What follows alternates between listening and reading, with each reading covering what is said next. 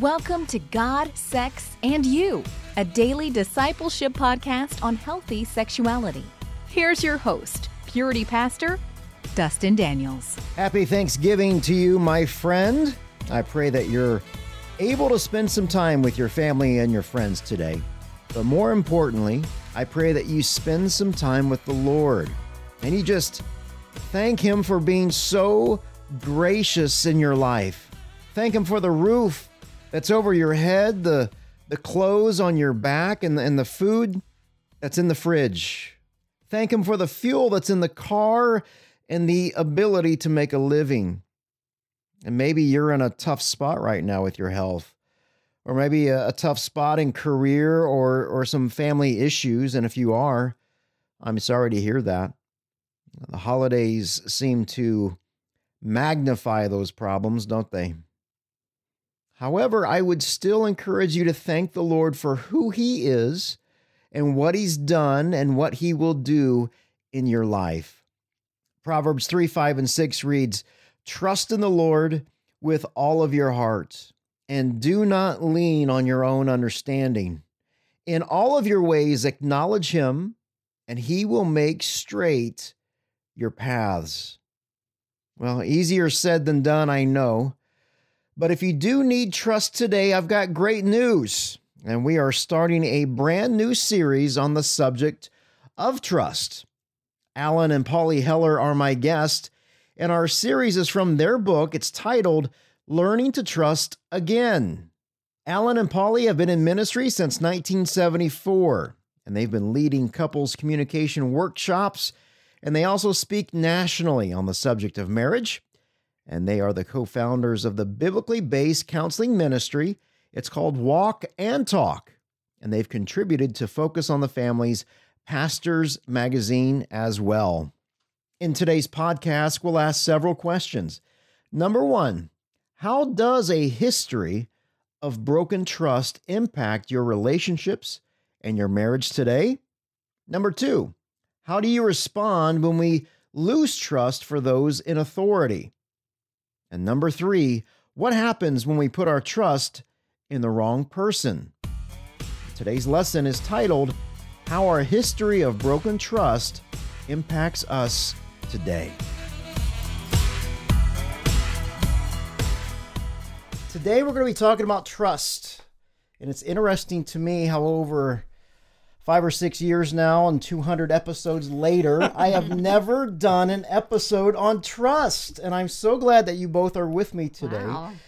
Pauly, tell me how this book came to be. We're going to be talking about your book. It's called Learning How to Trust ... Again. Right. Well, I am an editor. I edit copy and I help to proofread, and I just know where all the commas belong in a sentence. And I was approached by Dr. Ed Delf, who had written half of this book and knew he still needed another however many words, and asked me if I would finish it up for him. And I brought that question to Alan, and Alan said, sure, if we can be noted as co-authors of this book as opposed to being I just knew how much work it was going to take to do another half of the book. Right. And she ended up editing it. And Right. Ed really appreciates her style of editing and wordsmithing. And, you know, it was a big project. Right. I've done a lot of editing for Ed Delf over the years. And so I was really happy to do this book. And once we got into it, I just enjoyed it so much. And Alan and I, we went away for a while and just spent some time at a friend's cabin up in Flagstaff and hunkered down and just wrote and wrote and wrote.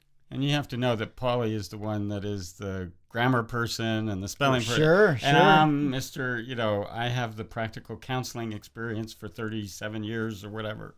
And so a lot of the stories come from me, and Ed has plenty of stories as well.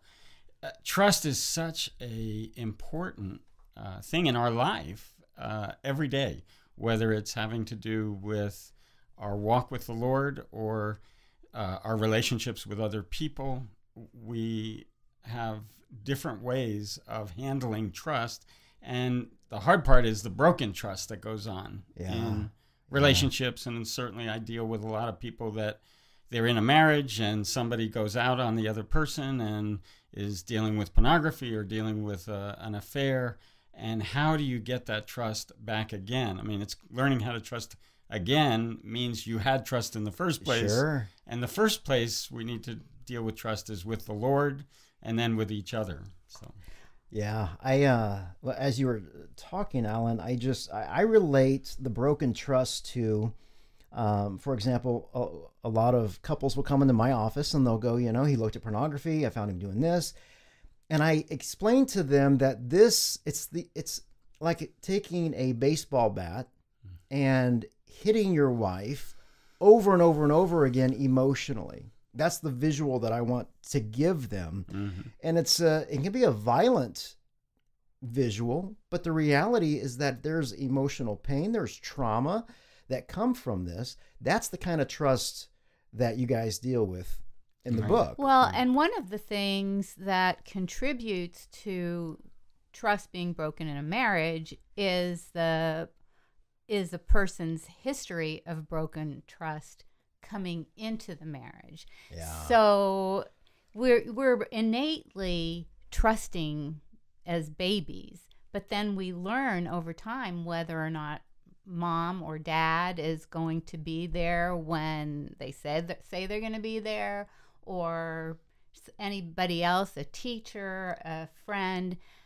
some person in authority is reliable according to their word. And then we have boyfriends and girlfriends who and babysitters that abuse us. And I remember as a little kid being to my next door neighbor, and they wanted me to strip in order to get a jujube, some fruity little candy. And as a kid, 10 years old, I'm going, I want to be liked by that person. They're giving me candy. But I did something that totally embarrassed me and just totally wrecked my trust for those in authority at that time. Yeah, and you mentioned that in your book. You say something to the effect of that a lot of times we put our trust in the wrong person. Mm-hmm. Right. And we have trust in an authority that we think is trustworthy, and then we find that they do something to us, either physically or emotionally, that breaks that trust. And now we're trying to figure out, can I trust those in authority or not? Can I even trust people?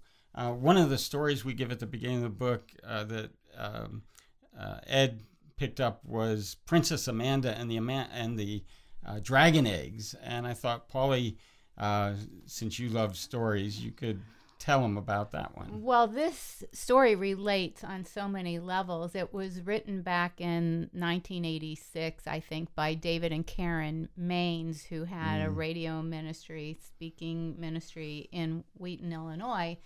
And they wrote this story, like a little fable, about Princess Amanda, who's a young girl who lives on a lake, and every spring the dragons fly in and they lay their dragon eggs, and it's a big festive time, and all the children come and gather the dragon eggs and give them to a man named Caretaker, and Caretaker is sort of representative of Jesus. And but after all of this has taken place, Princess Amanda, who lives near the lake, finds 2 dragon eggs, and she says, oh, I should give these to Caretaker, but she doesn't, and she keeps them for one reason or another. And one of them dies, but the other one hatches. And she says, oh my goodness, I should take this little baby to Caretaker, but she doesn't.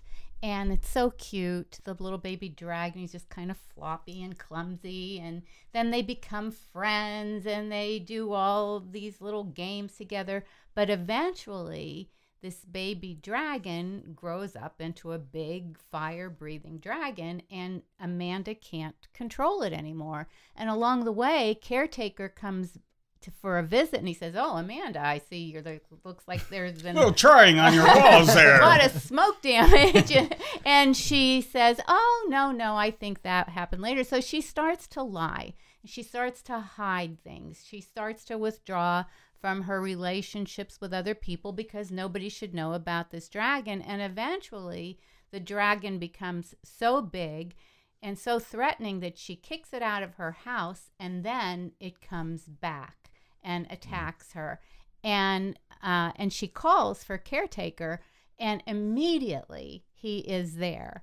And he has a hatchet, and he tells Amanda, "You need to throw that hatchet to kill the dragon." And she goes, "No, kill it. I want you to kill it." And he says, "No, Amanda, if I kill it, you will hate me. You have to kill it yourself." And so he drops the dragon or the hatchet at her feet, and she throws it and kills the dragon, and the dragon falls on top of her. She's covered in green dragon blood. So she survives, but she is scarred and bruised, and takes a long time for her to recover. But the analogy all through the book is how we get drawn into things. We get sucked into things that become addictions, and they look like something that we can control. But then we start to lie about them, and then they gain more and more power over us, and then they're controlling us instead of we're controlling them. Right, right. And I think all of us take different things into our life that we think are harmless, but then start eating away at the foundation, sometimes of our faith. I mean, I find this many times that as a young person, somebody disappointed me, a person crashed, and they just say, "I never want to have anything to do with God again." And my need is to help them realize the God that you're thinking of isn't the God that we really worship, and really wasn't the person that you thought of when that thing happened to you. And that's sometimes a long way home to get them there. And so one of the things we talk about in the book is the need to take responsibility for the things that happen in the past. What I tell people is everybody has a father and mother. That's not the issue. And all of them tend to hurt us. Yeah. But am I going to take responsibility for how I reacted to that and be willing to say, I need to respond differently. I need to take the high road here. So, we have a part in the book where we say, don't adjust it, trust it. Ed has all these little great phrases to help you remember things. And like bumper sticker theology. Yeah. Right. So it's not going to get you all the way through, but it certainly helps, remind you. And if it's going to be, it starts with me. And so it starts with me in that I need to take responsibility for not the sin that was perpetrated against me, but rather I need to take responsibility for my reaction to the sin that was perpetrated. And then I need to trust the Lord with all my heart, not lean on my own understanding. In all my ways, acknowledge him. He says he will direct my steps, and that's what he'll do. The Lord will certainly direct our steps. Don't you love those short, pithy statements from Alan? Don't adjust it, just trust it. But isn't that what we want to do? I mean, we want to adjust and manipulate and control the situation or the people, don't we? And there's a funny thing about control. A lot of times it just seems to be this illusion of control. Have you ever thought deeply as to why it's so hard to trust? Well, we're going to continue that conversation with Alan and Pauly Heller tomorrow as we look at the amount of time it takes to rebuild trust. Lastly, I'm excited to share with you that my new book is now available for pre-order on Amazon.com. All you have to do is simply type the title, The Sex Spiral, in the search bar, and you'll be able to pre-order that. There's also an audio workbook series available at my website at dustindaniels.org, and just click on Store. Thank you so much for listening to God, Sex, and You. You can follow me on Twitter at Purity Pastor. I'm on Facebook at Dustin Daniels Radio, and you can email me your questions at dustindaniels.org. The Apostle Paul writes in 1 Corinthians 4:20 that the kingdom of God, it's not just a lot of talk. It's living in God's power, and that power, it's the very name and the shed blood of Jesus Christ.